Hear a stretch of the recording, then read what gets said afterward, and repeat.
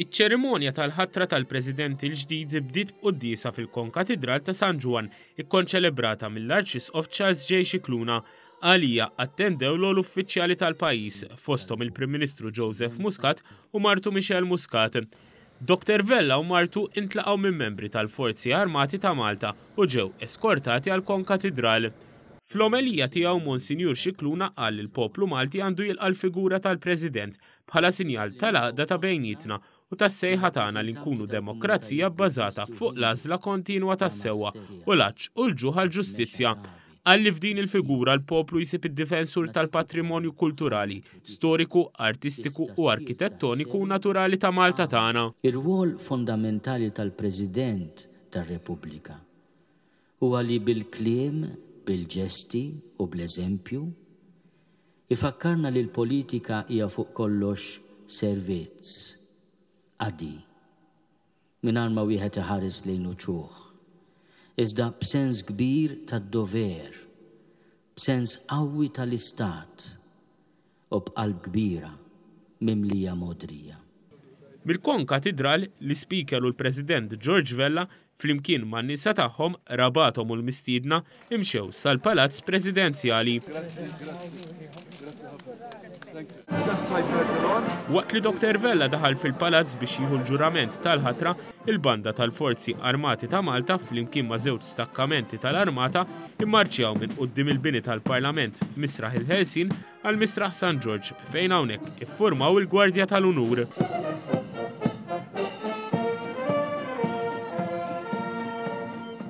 Kien għal-ħabta ta' nofsinhar li l-Prim Ministru Joseph Muscat ingħata s-salut nazzjonali u ndaqqu 8 battuti mill-innu Malti.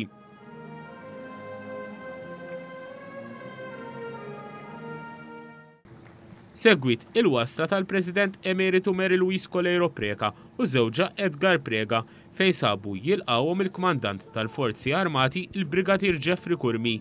Hawnhekk il-President Emeritu ingħatat is-salut nazzjonali u spezzjonat għall-aħħar darba l-Gwardja tal-Unur u waqt li selmet lil-ġemgħa.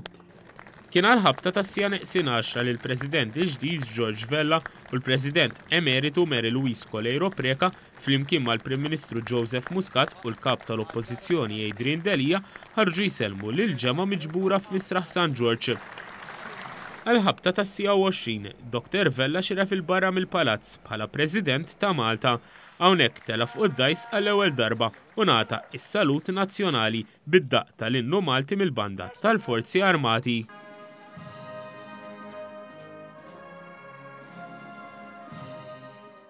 Il-President il-ġdid spezzjona l-Gwardja tal-Unur għall-ewwel darba bħala kap tal-Istat filwaqt li saret il-flypast minn 4 helikopters u ajruplan tal-Forzi Armati ta' Malta. Minn hawn biskorta tal-kavallerija telaq lejn il-monument tal-gwerra fil-Furjana fejn qiegħed kuruna fuq il-monument tal-gwerra. Kien għal-ħabta tas-satejn ta' wara nofsinhar li l-President u martu waslu fil-Palazz ta' Sant'Anton. Hawnhekk Dr. Vella wera l-apprezzament tiegħu għal merħba sabiħa li ngħata mill-poplu Malti u Awċi. Fil-Madrid ta' grazzi għaliex tara l-qalbira tal-Maltin ġifieri u ċertu rispett ħaġa li jalla l-poplu jkompli jikber f'din il-turija ta' rispett mhux biss lejn min ikun f'uffiċjoli, anke bejnietna kif tkellimt fid-diskors tiegħi, jiena nemmen li iktar ma nkunu nistgħu naqblu flimkien u nirrispettaw il-xulxin u nuru l-veru u x'wara kollox bħal-Malti. Il-qalb tal-Malti hija kbira.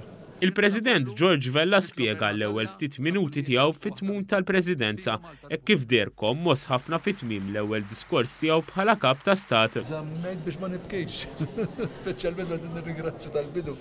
Għamilt ħafna restraint nipprova nżomm għax fil-bidu biex tirringrazzja l-familja, tirringrazzja l-Prim Ministru, ma tantx intejjeb għalhekk. Ma fl-axħar biex taħt viva Repubblika Malta, Repubblika ta' Malta, dik ma kien ħataqaf leha. Intant segwew laqgħat ta' kortesija mal-Prim Ministru Joseph Muscat u martu is-Sinjura Michel Muscat u l-kap tal-Oppożizzjoni Adrian Delija.